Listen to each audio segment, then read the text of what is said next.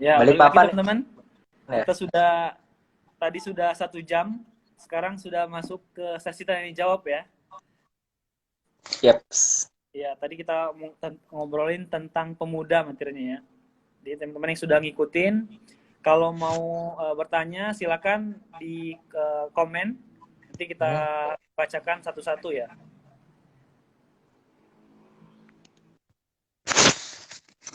Monggo teman-teman.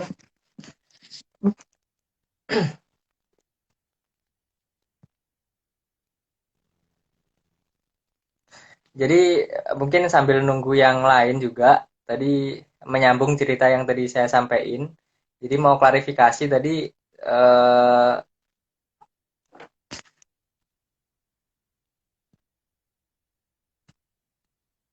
udah ada pertanyaan nih Mas. Ini langsung dijawab atau gimana? Langsung jawab aja ya. Mas, indikator untuk kita nentuin mind map. Jadi Mas Iksan lagi loading, lagi muter-muter, nggak apa-apa sambil kita nunggu. Kita jawab pertanyaan dari Apriana. Apa kabar Lampung, Apriana? Baik-baik ya di sana? Jadi Apriana ini dari Politeknik Negeri Lampung, teman-teman. Indikator untuk nentuin mind map. Jadi mungkin teman-teman bisa gunakan yang tadi aku sampaikan di eh, apa namanya diskusi sebelumnya. Jadi mind map itu adalah sesuatu yang menjadi tujuan jangka panjang kita, menjadi tujuan atau mimpi-mimpi kita. Jadi pastikan itu sesuai dengan passion karena semenyenangkan pekerjaan itu adalah hobi yang dibayar. Jadi orang yang paling bahagia itu di dunia adalah orang yang mengerjakan hobinya dan dibayar. Nah, untuk menentukan passion gimana? Ada dua indikator tadi yang aku sampaikan. Yang pertama adalah gimana kita ngerasa nyaman, ya. Kemudian yang Ya, kedua, kita ngerasa ahli di sana. Nah, ngerasa nyaman itu gimana? Ketika kita lupa waktu dan kemudian kita rela berkorban. Ketika dua hal ini ada terhadap aktivitas yang kita kerjakan, maka itu bisa dibilang kita nyaman terhadap hal tersebut. Nah, yang kedua, kita memahaminya. Nah, memahami ini gimana? Kita gampang buat menyerap sesuatu yang mungkin baru kita pelajari. Nah, itu bisa dijadikan indikator untuk yang namanya passion gitu. Nah, kurang lebih kayak gitu. nah Nah, ini pertanyaan sebelum pas kita tadi, pas di live di pertama, ada eh, pertanyaan itu mengenai itu ketika kita melakukan sesuatu itu ada perasaan apa namanya tidak pede, kemudian ada perasaan bosen itu, sehingga tidak keinginan untuk menuntaskan sesuatu itu menurun gitu. Itu kira-kira gimana solusinya? Bagusnya gimana? Gitu? nah, itu di dalam bukunya Sen Covey, teman-teman bisa catat judulnya Discipline Execution atau 4DX, 4 disiplin Ya, eksekusi.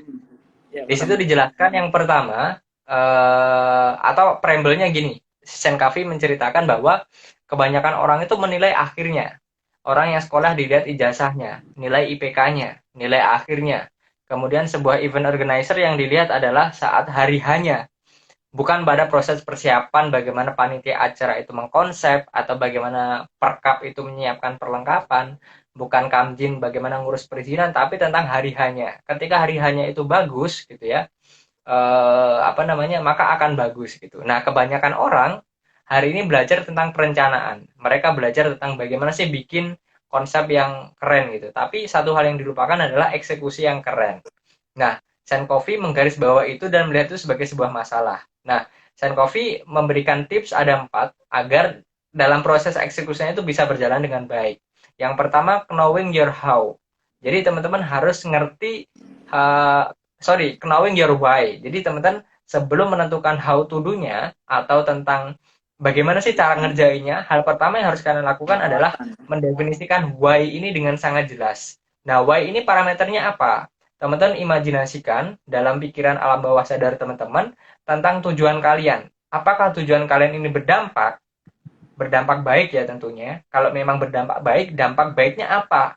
apakah benar-benar dengan tujuan ini bisa menyelesaikan masalah di lingkungan kalian, apakah bisa menyelesaikan dan membantu orang-orang di sekitar kalian, termasuk orang-orang di sekeliling kalian kayak gitu.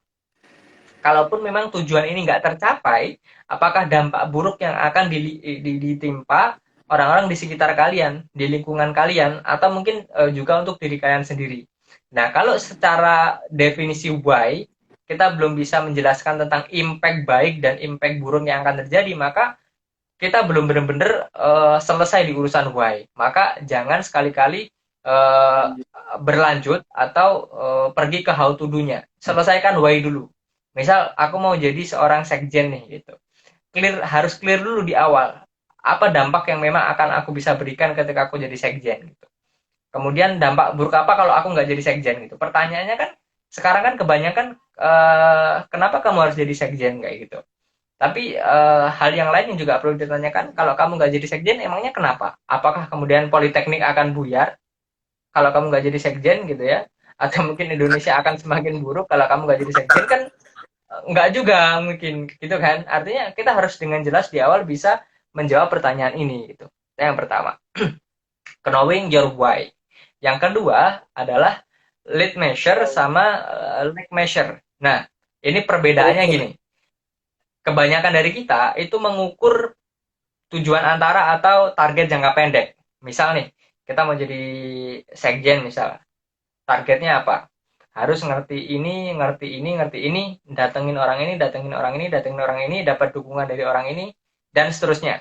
Jadi, kebanyakan dari kita itu nulisnya target. Padahal menurut Senkavi, hal yang lebih penting daripada target adalah menuliskan upaya apa yang perlu kita lakukan untuk mencapai target. Nah, ini perlu digarisbawahi. Jadi bukan hanya menuliskan target, tapi menuliskan upaya yang kita lakukan untuk mencapai target. Jelas ya? Itu yang kedua. Menentukan lead measure and lag measure, target dan upaya. Itu yang kedua. Nah, yang ketiga kita bikin scoreboard. Nah, scoreboard dari apa? Dari lead measure and lag measure yang kita udah bikin di poin kedua. Jadi kita harus bikin papan besar ya di kamar kita katakanlah, atau sekarang teman-teman lebih asik di gadget, silakan teman-teman tulis di handphone kalian masing-masing tentang scoreboardnya. Kalian punya ukuran nih, dalam 1 minggu ini aku harus punya target ini, kemudian harus melakukan ini. Misal target kita pengen jadi apa namanya atau pengen menguasai ya katakanlah bahasa Inggris misal, maka tuliskan berapa vocab yang harus kalian pelajari misal, kemudian upaya apa yang kalian lakukan. Misal belajar sekian jam dalam sehari, belajar speaking sekian jam dalam sehari, misal kayak gitu. Atau mungkin teman-teman pengen belajar yang lain. Jadi tulis scoreboardnya itu dengan detail. Nah, yang keempat lakukan evaluasi. Nah, evaluasi ini teman-teman perlu bikin namanya self and reward, reward and punishment, sorry, bikin self reward dan self punishment. Jadi lakukan evaluasi per bulan ya, atau mungkin per pekan, atau mungkin bahkan kalau teman-teman sangat telaten lakukan setiap hari. Jadi setiap mau tidur teman-teman lakukan evaluasi dari scoreboard yang kalian mau bikin. Nah, kalau misal kalian melakukan kesalahan ya, berarti kalian harus bikin komitmen bahwa kalian juga harus dihukum gitu, menghukum diri sendiri. Termasuk kalau kalian bikin pencapaian, capaiannya hari ini tercapai, berikan reward. Kalian suka Magnum misal, beli es krim Magnum, makan gitu ya. Atau mungkin suka yang lain ya, kalau di Palembang beli secang AA gitu ya Mas ya. Ya, seneng suka secang AA ya, rewardnya apa? Beli secang AA kayak gitu. Jadi berikan self reward and punishment ke diri kita sendiri, dan kita harus tegas. Nah, punishmentnya pun sebisa mungkin upaya yang memang buat kita jerah ya. Misal harus baca sekian halaman buku gitu ya kalau kita nggak menyelesaikan. Jadi punishmentnya pun harus tetap sesuatu yang bisa membuat kita bertumbuh kayak itu. Jadi kurang lebih itu sih Mas. Jadi kalau kita punya disiplin eksekusi, maka insya Allah rencana-rencana itu akan bisa tercapai kayak gitu. Jadi itu langkah praktis gitu, nggak kita nggak lagi ngomong secara teoritis lagi gitu, tapi langkah praktisnya kurang lebih kayak gitu. Iya. Ya, materi mengenai 4DX ini keren teman-teman. Bisa kalau teman-teman pelajari, saya dapat dari mentor ya. Dan itu benar diterapkan. Kita terapkan di bisnis gitu. Bagaimana kemudian membuat scoreboard dan evaluasi. Terkadang memang kita membuat banyak list, banyak targetan-targetan gitu, targetan-targetan, kemudian tanpa kita pernah evaluasi gitu, dan tidak pernah memberi reward and punishment. Nah itu sama saja merencanakan kegagalan gitu. Tapi benar-benar harus disiplin gitu. Nah kata apa namanya ownernya SB30 itu, sesuatu yang tidak direncanakan itu sama saja merencanakan kegagalan gitu. Jadi tidak ada sukses itu tanpa rencana gitu. Jadi keberhasilan, kesuksesan itu pasti direncanakan gitu. Dan harus disiplin. Kalau Gitu. kalau kita nggak merencanakan mimpi kita, Mas, kita akan menjadi bagian daripada mimpi orang lain. Nah benar, nah itu benar. Itu nyambung juga tuh. Jadi kalau teman-teman nggak punya rencana, mimpi ya teman-teman yang bakal mewujudkan mimpi orang lain gitu. Jadi teman-teman harus menjadi tokoh utama di kehidupan teman-teman masing-masing gitu. Ya lanjut, ada pertanyaan lagi dari Mutiara Wulandari. Bedanya mentor dan role model apa, Mas? Jadi ini lebih ke arah ini ya, secara komunikasi sih, mungkin lebih Ya. lebih lebih tepatnya ke komunikasi. Kalau role model itu seseorang yang memang kita kagumi secara personal, tapi mungkin tidak ada komunikasi secara intens, cuman sekedar tahu. Misal saya mengidolakan salah satunya Elon Musk misal, yang sekarang berada di Amerika di Silicon Valley sana dengan Tesla dan sebagainya gitu. Mungkin itu bisa menjadi role model bagi saya gitu. Tapi apakah saya bisa mengakses Elon Musk, kan kayaknya enggak juga gitu. Susah gitu. Walaupun ada email, ada Facebook, Instagram dan sebagainya, kayaknya susah gitu.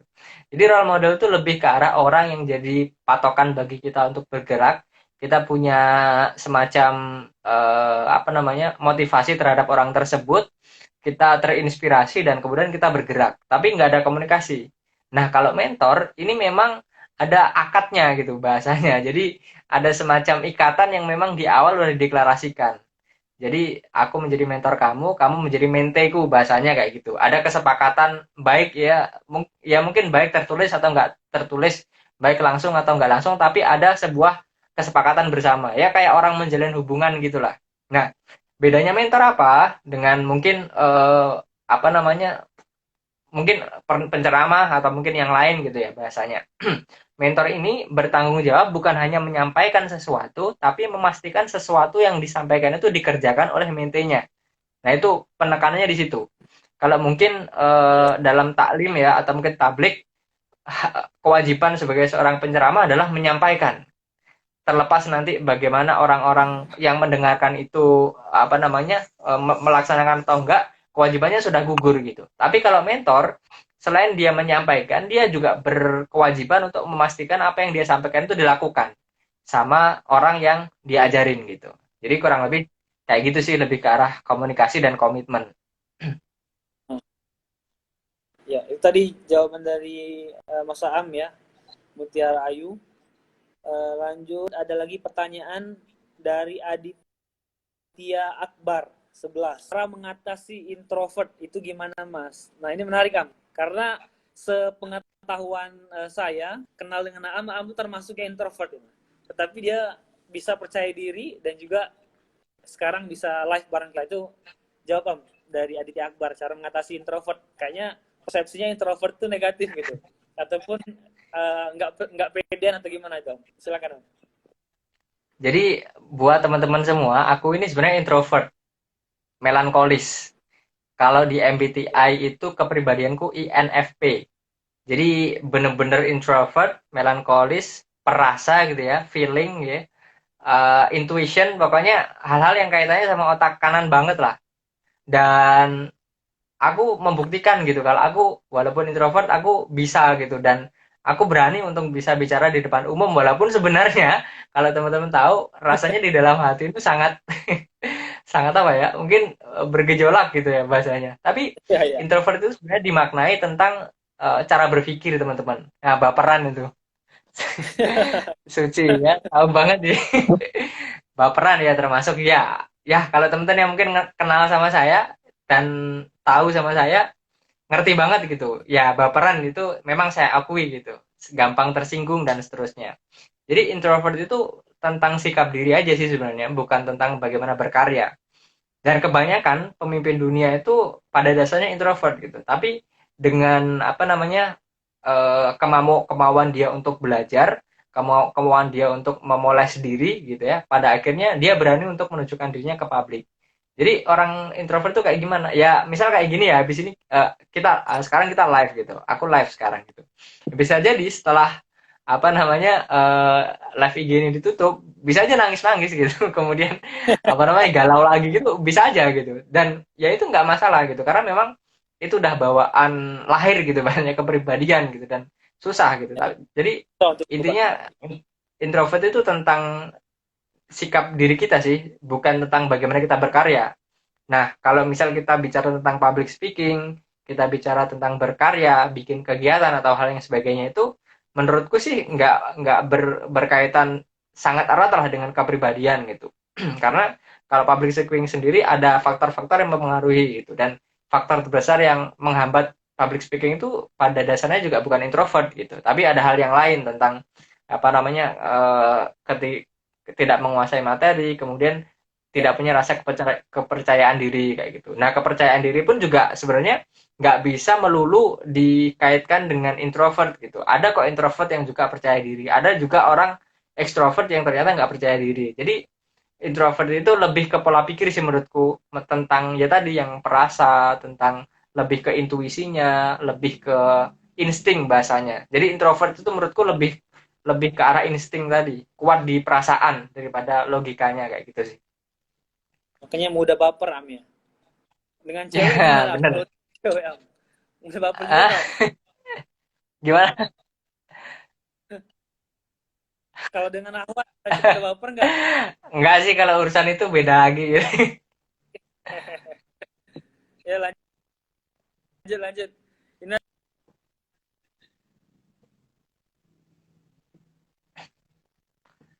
mungkin hidup tanpa harus mengejar. Jadi flat aja Am. Cukup cukup hidup nih, punya anak tua mati gitu. Kurang lebih gitu. Gimana pertanyaannya? Bisa diulang, Mas? Apa ini? Itu dari Ahmad Fariski tuh. Apa jadinya Oh nggak iya. jadi apa-apa atau nah itu. Nah, sebenarnya ini juga balik lagi subjektif banget ya. Dalam artian ini terkait definisi seseorang ya tentang kesuksesan. Nggak jadi apa-apa pun juga ya mungkin sangat bias gitu.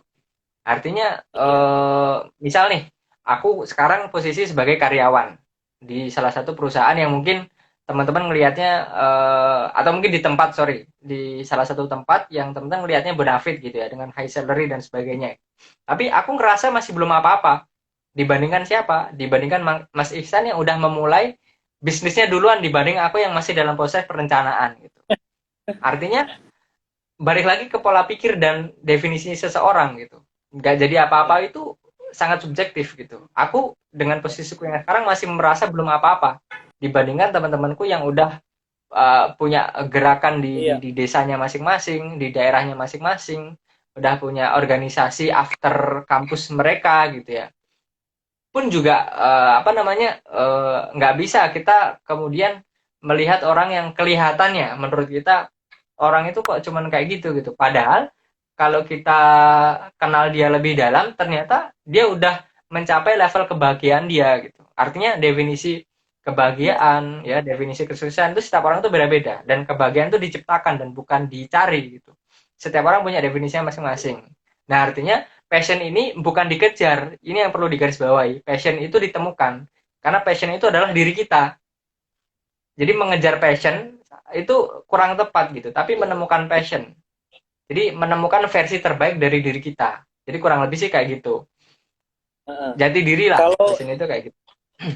ya kalau Cuman aku gini, boleh yang jawab perlu mengenai digarisbawahi,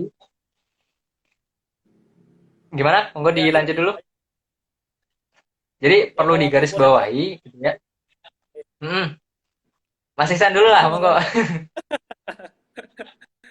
monggo Monggo, monggo. ya kalau aku boleh jawab pertanyaan tadi itu sesungguhnya Tambahin dulu. sukses sukses ya sukses itu bukan bicara mengenai apa dan siapa kita gitu, dampak apa yang bisa kita berikan gitu. Jadi Nah, bener. banyak orang yang menjadi siapa, orang menjadi sosok yang luar biasa, tetapi tidak memiliki dampak.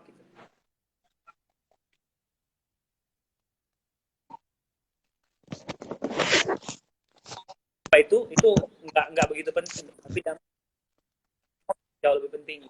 Karena banyak orang yang punya orang yang punya kekuasaan tapi tidak punya dampak. Gitu sih, lanjut Am. Nambahin Jong. Sama ini Mas, nambahin ya. Iya. Jadi yang tadi perlu digarisbawahi, menjadi diri sendiri bukan berarti kita nggak berdampak ya. Dalam artian, sebaik-baik manusia, kalau prinsip aku adalah mereka yang paling bermanfaat. Dalam artian bermanfaat itu gimana? Setiap orang punya caranya sendiri-sendiri. Ada yang bermanfaat dari sisi politik.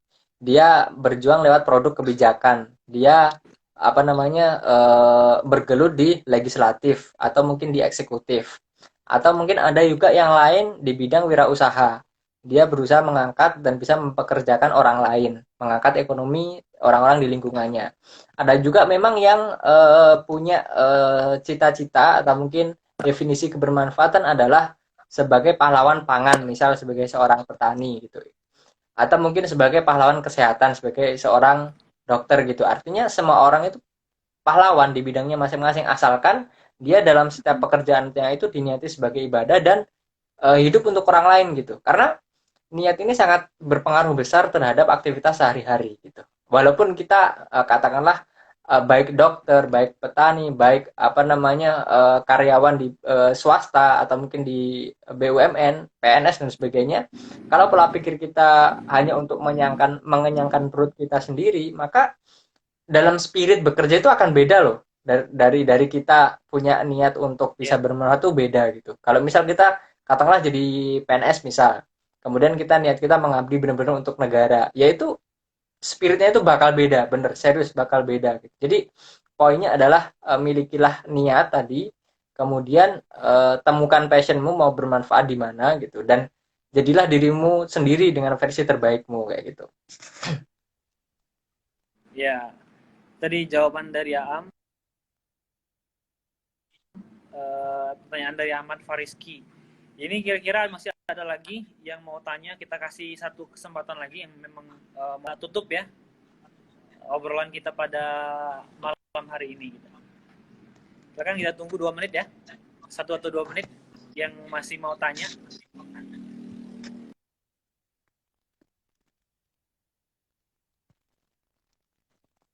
Sambil nunggu pertanyaan Mas ya, mungkin sebelum ditutup aku mau ngasih sedikit bocoran ya. Jadi tadi sempat disinggung juga sama Mas Ihsan. Kalau kemarin teman-teman boleh. ngamatin gitu ya, pasti kan kok posternya sama ya antara beberapa orang yang sebelumnya udah pernah live. Ada Mas Ihsan yang sekarang bareng aku, terus ada siapa? Mas Bagas. Sebelumnya ada Mas Faris gitu ya. Kira-kira mau ngapain gitu ya. Nah, itu mungkin menjadi pertanyaan besar dan silakan teman-teman bertanya-tanya gitu. Mungkin Mas Ihsan mau ngasih ini Mas disclaimer lah atau mungkin sesuatu.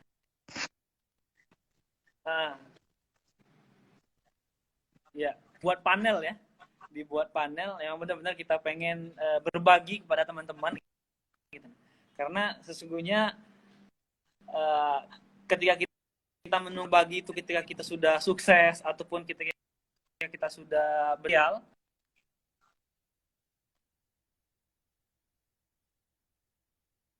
maka kita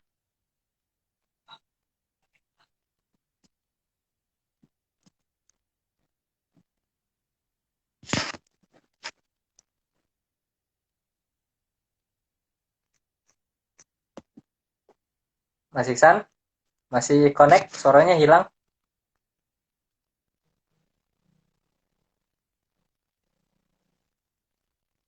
Halo Mas Ihsan.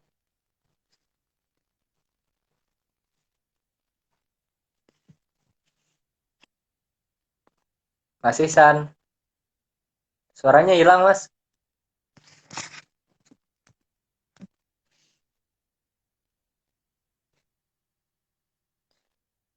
Hilang suara ini Mas Ihsan. Kayak ngerti bahasa Jawa aja, Cici.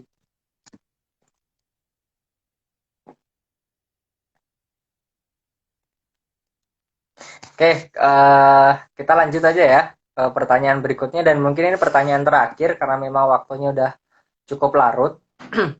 Mas mau nanya, bagi tujuan untuk apa kita, sorry, bentar ya, ke distract.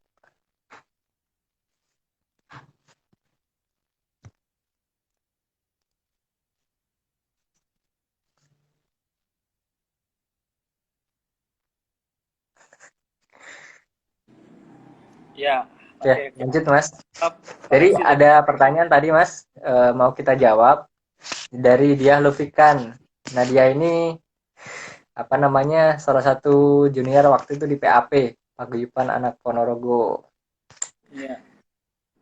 Oke, jadi menurutku sih gini sih ya. Kalau aku sebagai Muslim, jadi aku jawab perspektifku dari sudut pandang Islam. Yang aku pahami, tujuan kita diciptakan itu salah satunya dari sekian banyak ayat yang turun ada di Quran Surat Al-Imran ayat 110. Kuntum khaira umatin ukhrijat linas ta'muruna bil ma'ruf wa tanhauna 'anil munkar wa tu'minuna billah. Jadi kita itu sebaik-baik umat ya yang kemudian diutus diturunkan ke muka bumi kalau kita menjalankan tiga hal ini. Jadi yang pertama ta'muruna bil ma'ruf, mengajak kepada kebaikan, kemudian mencegah pada kemungkaran dan mengajak orang beriman kepada Allah. Nah, sebenarnya teman-teman, spirit yang aku lakukan di banyak aktivitas selama ini, termasuk di FKMPI, di BEM, itu spirit yang diajarkan oleh agama. Dalam hal ini mengajak kepada kebaikan dan mencegah pada keburukan. Jadi setiap dalam tanda kutip jabatan yang aku kejar itu gimana caranya ketika aku di sana aku bisa menebar kebaikan, mengajak kepada kebaikan seluas-luasnya dan dengan kekuatan kebijakan yang aku punya, aku bisa menghalangi sebisa mungkin kejahatan yang mungkin muncul kayak gitu. Jadi tetap tetap bisa nyambung dan tetap bisa apa namanya berkesinambungan gitu, saling saling terkait satu sama lain dan nggak apa namanya nggak kemudian saling mengeliminasi gitu. Jadi tujuan penciptaan kita dengan tujuan hidup kita tentunya harus sejalan gitu. Ya.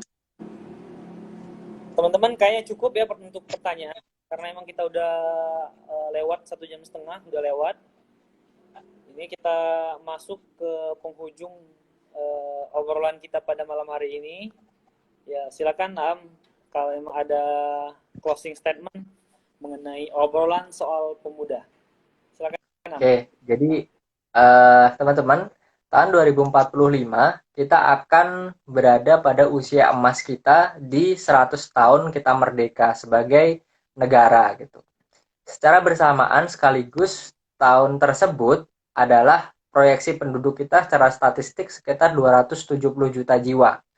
Dan dari 270 juta jiwa itu 60% diantaranya itu usia produktif. Nah, banyak ahli mengatakan ini namanya bonus demografi. Kenapa dikatakan bonus? Karena ini terjadi beratus-ratus tahun sekali gitu. Dan sangat jarang terjadi. Banyak peradaban besar bisa maju, titik baliknya salah satunya adalah di bonus demografi. Nah, bonus demografi ini akan menjadi bonus ketika apa? Ketika hari ini kita punya sumber daya alam yang sangat melimpah, yang lebih dari cukup untuk menghidupi kita sebagai sebuah bangsa dan negara, tapi semata-mata SDA itu nggak akan cukup mampu menjadikan kita negara maju kalau kita nggak punya SDM yang berkualitas gitu. Jadi kuantitas yang akan kita miliki tahun 2045 nanti pada puncaknya akan bukan menjadi bonus tapi justru menjadi bencana demografi gitu. Nah, kita sebagai generasi muda, orang-orang yang akan menjadi bagian daripada iron stock, orang-orang yang akan diberdayakan di masa depan, menggantikan tongkat estafet kepemimpinan orang-orang tua hari ini, Maka kalau kita nggak segera menyiapkan diri atau minimal kita menyadari tentang peran kita, maka masa depan Indonesia akan dipertaruhkan. Jadi ayo bareng-bareng di sini. Aku belum menjadi manusia yang sempurna, belum menjadi seseorang yang layak gitu ya dan pantas untuk diteladani secara penuh, tapi paling enggak aku ngajak teman-teman buat bareng-bareng ayo bertumbuh, ayo berkolaborasi gitu buat Indonesia ke depan, biar 2045 bukan bencana demografi tapi juga bonus demografi, dan cita-cita sebagai Indonesia emas itu bisa tercapai. Dan itu nggak akan mungkin bisa kalau kita sendiri. Jadi kita harus bareng-bareng, karena tanpamu kurang satu. Jadi sekali lagi, ayo bareng-bareng kita bergerak bersama buat Indonesia. Terima kasih, mungkin itu Mas. Closing statement-nya saya kembalikan ke Mas Iksan.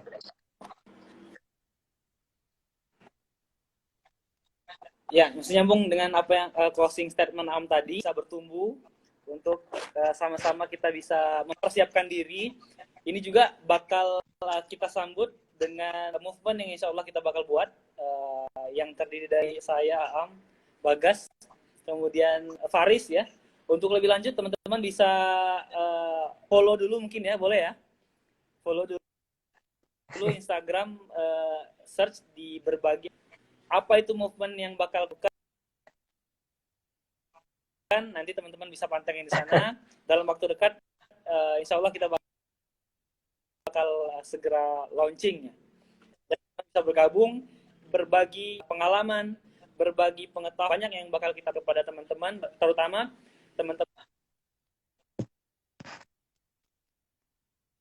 Bukan cuma politeknik ya, seluruhnya. Intinya yang masih muda silakan teman-teman, yang penting follow dulu, itu sudah saya ketik ya, berbagi energi gitu. Karena kita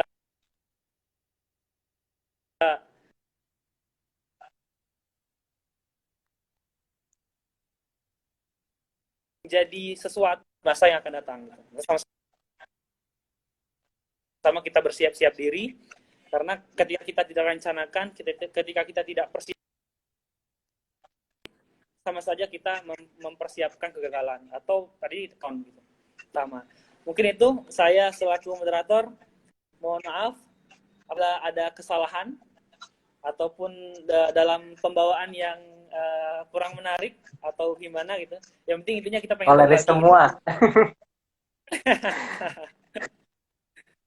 Ya, intinya kita pengen berbagi kepada teman-teman gitu. Karena bukan spesialisasi menjadi moderator ya, tapi sama-sama kita belajar. Ya, thank you. Cukup ya, lagi ya. Ya, terima kasih teman-teman. Saya Muhammad Hasan Kamil dan juga Pak Minto Nugroho. Mohon maaf. Kepada Allah kami mohon ampun. Wabillahi taufiq wal hidayah. Wassalamualaikum warahmatullahi wabarakatuh. Assalamualaikum warahmatullahi wabarakatuh. Sampai jumpa di live IG berikutnya. Assalamualaikum. Okay.